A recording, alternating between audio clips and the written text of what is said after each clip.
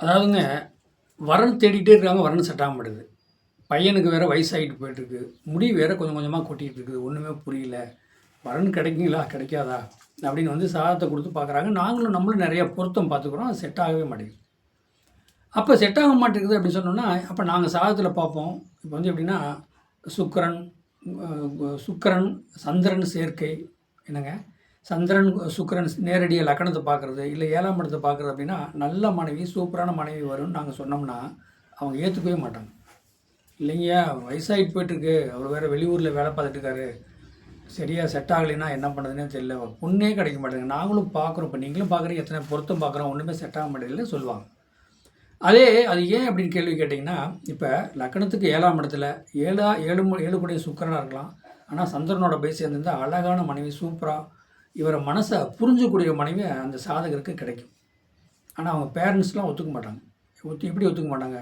என் பையனுக்கு கல்யாணம் இல்லை, அக்கம் பக்கம் கேட்குறாங்க, ஒன்றுமே புரியலையா, இதை கொஞ்சம் பார்த்து சொல்லுங்கய்யா, நல்ல முறையில் எப்போ எந்த திசையில் பொண்ணு கிடைக்குமா கிடைக்காதா, எவ்வளோ நாளைக்கு அப்புறம் என் பையனுக்கு கல்யாணம் ஆகும் அப்படின்னா ரொம்ப வந்து மனசு உடஞ்சி கேட்பாங்க. அப்போ அது பாருங்களேன், இப்போ நம்ம ஒரு சாதத்தில் 7ஆம் இடம் சுக்கிரனாக இருக்கார், குருவாக இருக்கார், சுக்கிரனாக இருக்கார். சுக்கிரன் குரு அந்த சந்திரனும் சேர்க்கையில் இருக்குது. சந்திரன் குரு நல்ல நிலைமையில் இருக்கார். நல்ல நிலைமையில் லக்னாதிபதியை பார்த்தாலும் மனைவி சூப்பரான மனைவிங்க. இவர் எதிர்பார்த்த மனைவி வரும், நல்ல ஒரு அமைப்பாக இருக்கும், பசங்க பிள்ளைகளோட வாழுவாங்க. ஆனால் அதை நாம் சொன்னால் நம்பிக்க மாட்டாங்க. என்னங்க இவ்வளோ வயசாகி போச்சு, வரும்னு தானே சொல்கிறீங்க, எப்போ தான் வரும், வரவே மாட்டேங்குதே அப்படி சொல்லுவாங்க.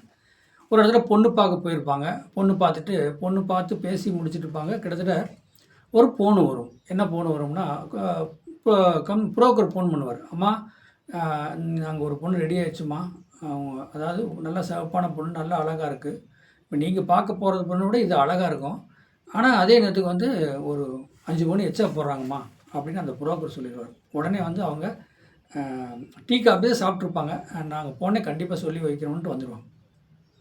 இது என்ன, நான் வந்துட்டு பதிலே சொல்ல மாட்டேன். அந்த பொண்ணை போய் ஒரு 5 நாள் கிரமிச்சு நல்ல நேரம் வளர போகிற பார்த்து அந்த பொண்ணை போய் பார்ப்பாங்க. அந்த பொண்ணு பிடிக்காமல் இருக்கும். பொண்ணு அழகாக இருக்குது, நான் பண்ணுறது வீடு எல்லாம் வசதி இல்லை அப்படின்ட்டு பிடிக்காமல் இருக்கும், விட்டுருவாங்க. அப்போ விட்டுருவாங்கன்னா இப்படியே போனால் இப்போ பாருங்கள், மறுபடியும் என்கிட்ட வருவாங்க. ஏங்க இந்த பொண்ணை அது ரெடியாக இருக்கிட்டே புரோக்கர் இப்படி ஃபோன் பண்ணாருங்க, நாங்கள் இங்கே போய் பார்த்து இது எங்களுக்கு செட் ஆகலை, அது சொல்கிறோம்னு சொன்னால் நாளாகி போச்சு, இன்னும் கூப்பிட்டோம்னா அவங்க என்ன நினைப்பாங்களோ எது நினைப்பாங்களோ அப்படி சொல்லுவாங்க. இது எப்படி கண்டுபிடிக்கிறது? இது என்ன மறுபடியும் அந்த பழைய பார்த்த பொண்ணே போய் கிடைக்குமா கிடைக்காதா? ஏன்னா நிறையா வரன் பார்த்துட்டாங்க, இது வரைக்கும் போய் டீ காஃபி சாப்பிட்டதில்ல, இந்த பொண்ணு வீட்டில் தான் சாப்பிட்டுக்கிறாங்க, ஆனால் கிடைக்குமா கிடைக்காதான்னா, இன்னொன்று பாருங்கள், 7 கூடையும் வக்கரமாக இருக்காருன்னு வச்சுக்க, 7 கூடையும் வக்கரமாக இருக்கார், 7 கூடையும் வக்கரமாவது 5, 9 போய் சேர்ந்தால் நல்ல மனைவி கிடைக்கும். நல்ல மனைவி கிடைக்கிறத விட நீங்கள் போய் பார்த்த வரன்னே உங்களுக்கு கிடைக்கும் அப்படின்னு நாங்கள் சொல்லுவோம். எப்படின்னா 7 கூடையும் வக்கரம்னா ஒரு தடவை போய் அந்த பொண்ணை பார்த்துட்டு வந்தாச்சு, டீ காஃபி மட்டும் சாப்பிட்டு வந்துக்கிறாங்க, வேறு ஒன்றும் தவிர சாப்பாடு சாப்பிடல. அதுக்குள்ளே தான் புரோக்கர் இங்கே கூப்பிட்டு இங்கே பார்த்துட்டாரு, இங்கே பார்த்தோன்னா இங்கே எதுவும் செட் ஆகாமல் போனாங்களா மறுபடியும் யோசனை பண்ணுறாங்க. அவங்ககிட்ட நம்ம எப்படி கேட்குறது, கேட்டால் சங்கடப்படுவாங்களோ என்னமோ ஏதோன்னா அந்த பொண்ணு கல்யாணம் ஆகாமல் இருக்குது. அது ஒரு சாதத்தில் எப்படி பார்த்தா, பார்த்த பொண்ணவே மறுபடியும் போய் பார்த்து கட்ட முடியுமானா கட்டலாம். அது எப்படி கட்டலாம்? அப்போ 7 கூடையும் வக்கரத்தில் இருக்கார். இப்போ பாருங்கள், 9 நவக்கிரகமே வக்கரத்தில் இருக்குது. இப்போ வக்கரத்தில் இருக்குதுன்னா, இப்போ அந்த சூரியனை சுற்றியே தான் வக்கரம் அடைவாங்க எல்லாமே. சூரியனுக்கு சுற்றி வந்து சில இடத்துல வந்து வக்கரம் அடைவாங்க. ராகுக்கு ஏற்கனவே வந்து அது இயற்கையாகவே வக்கர கிரகம் தான், ரிவேர்ஸ் கிரகம் தான் ராகுக்கு. இப்போ 7 கூடிய அந்த பொண்ணு இந்த பையனுக்கு வக்கரம். நான் சொன்னேன், கண்டிப்பாக நீங்கள் ஏற்கனவே பார்த்துட்டு கொஞ்ச நாள் கேப் போட்டு, 1 வருஷம் கூட கேப் போட்டு நீங்கள் கேளுங்க, அந்த பொண்ணு தான் உங்களுக்கு வரும், அந்த பொண்ணு தான் நீங்கள் மனம் முடிப்பேன்னு சொல்லுவான்.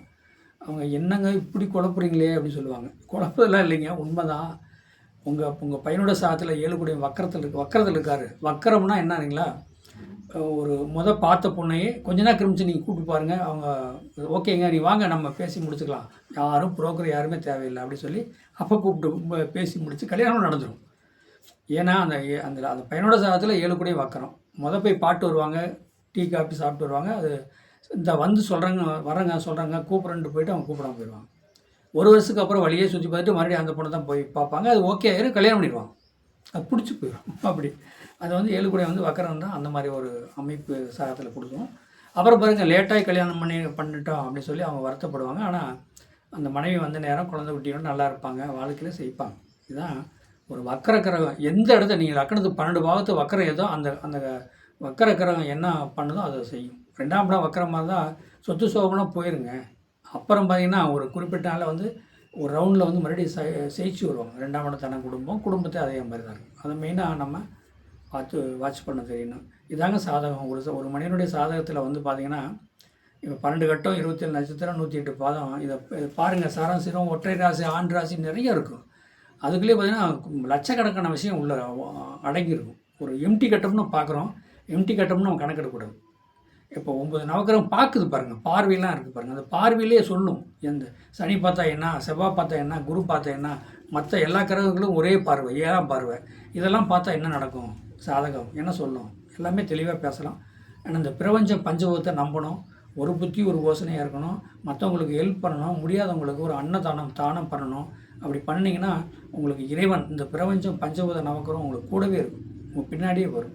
வாழ்க வளமுடன். வாழ்த்துக்கள். என்னுடைய சேனலை மற்றவங்களுக்கு ஷேர் பண்ணுங்கள், சப்ஸ்கிரைப் பண்ணுங்கள், பெல் பட்டன் ஆன் பண்ணுங்கள். நீங்கள் சாதகம் பார்க்க விருப்பப்பட்டால் என்னுடைய ஃபோன் நம்பர் 95 14 77 10 74. இந்த வாட்ஸ்அப் நம்பருக்கு நீங்கள் சாதகம் அனுப்பி ஃபோன்லேயே பலருக்கு கேட்கலாம். வாழ்க வளமுடன்.